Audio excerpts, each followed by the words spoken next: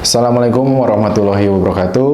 Apa kabarnya wargi Jabar? Semoga dalam keadaan sehat walafiat ya, baik-baik saja dimanapun wargi Jabar berada.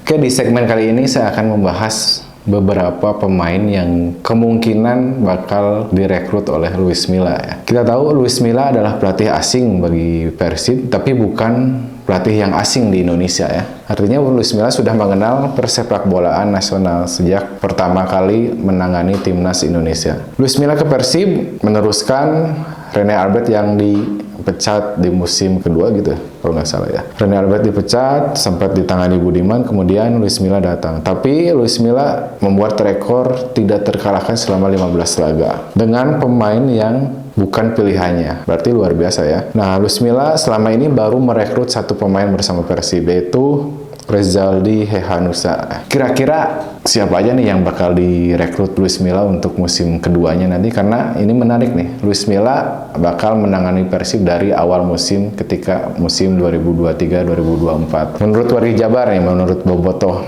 siapa aja nih yang bakal masuk radar Luis Milla atau yang bakal direkrut Luis Milla? Apakah beberapa pemain nasional yang dulu pernah bekerja sama dengan Luis Milla bisa masuk dengan Persib seperti Rezaldi ataukah Evan Dimas, Septian David Maulana gitu kan.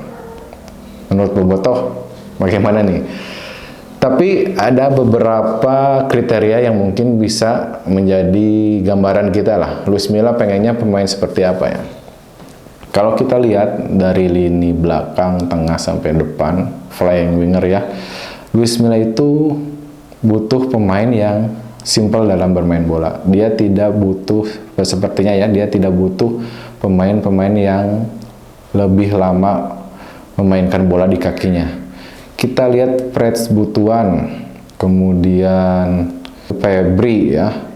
Di zaman Rene Albert, Prets merupakan salah satu pemain yang selalu bermain ya. Tapi ketika Luis Milla datang, Prets jarang mendapatkan menit bermain. Ya, yang sering menjadi sayap justru Ezra yang kita anggap tidak memiliki kecepatan dalam bermain. Tapi kok Ezra terus yang main ya di bawah Luis Milla.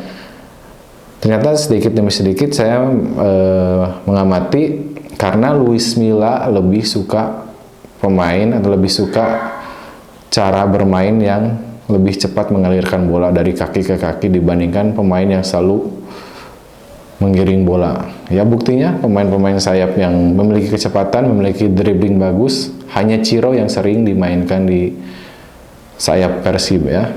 Ezra lebih sering dimainkan karena punya kualitas passing yang bagus, kemudian punya reading the game yang bagus, visi bermain juga yang bagus.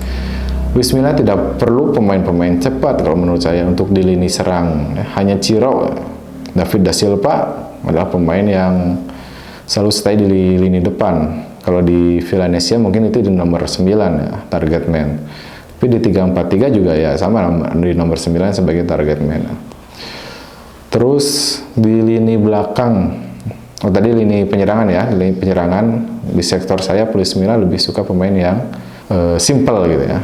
Terus di lini tengah di 3-4-3 sering dipasang Dado dan Mark Locke. Dado di eranya Rene Albert ya kita tahu lah sering mendapatkan kritikan dari Bobotoh. Tapi di era Luis Milla benar-benar Dado salah satu pemain yang betul-betul pintar seperti yang diutarakan oleh Mario Gomez, karena di era Luis Milla Dado adalah pemain yang mengatur tempo permainan. Kalau saya bilang ya jenderal lini tengah itu Dado ya di eranya Luis Milla, karena Dado yang mengatur kapan harus bermain ke belakang, kapan harus bermain ke samping, ke sayap, atau kapan harus memulai serangan ke depan. Dado kendalinya ada di Dado. Walaupun di sana ada Mark Locke ya. Kalau di era di era Rene Albert, Mark Locke sentris, semua berpusat pada Mark Locke, serangan gitu kan. Di era Luis Milla, Dado menjadi pemain yang memegang peran itu.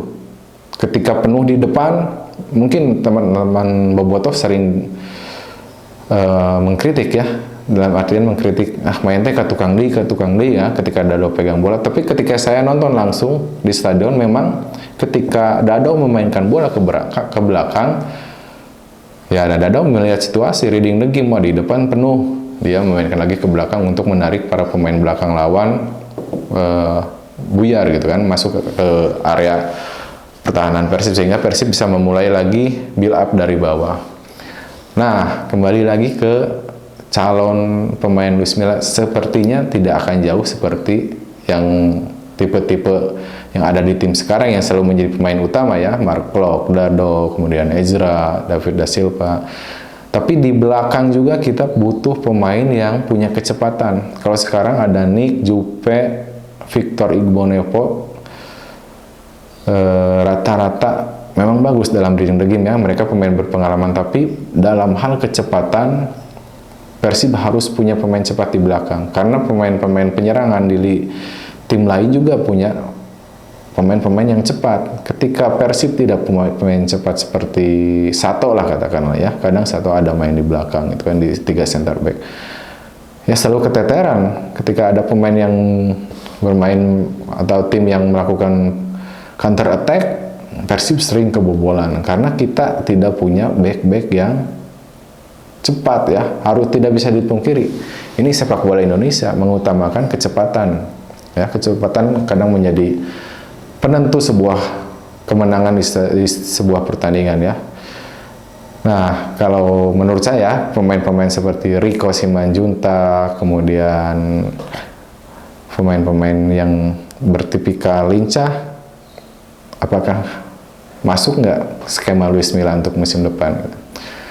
Ataukah ada Evan Dimas, bisa nggak masuk lagi kira-kira menurut wargi Jabar atau menurut Bobotoh nih? Ya, kita benar-benar menanti momen ini di musim depan, di musim ini, di tahun ini berarti ya, musim baru mungkin akan digelar tahun ini. Saya berharap pilihan-pilihan Luis Milla bisa membawa Persib menjadi tim yang bisa berjaya kembali ya. Jadi itu saya hanya memberikan gambaran, hanya memberikan clue beberapa pemain yang disukai Luis Milla hingga saat ini dengan skuad yang dipilih oleh Rene Albert. Jadi menurut wargi Jabar, menurut Bobotoh, kira-kira siapa aja nih yang layak masuk tim Persib di bawah asuhan Luis Milla di musim mendatang? Oke, kita nggak diskusi di kolom komentar ya. Terima kasih. Wassalamualaikum warahmatullahi wabarakatuh.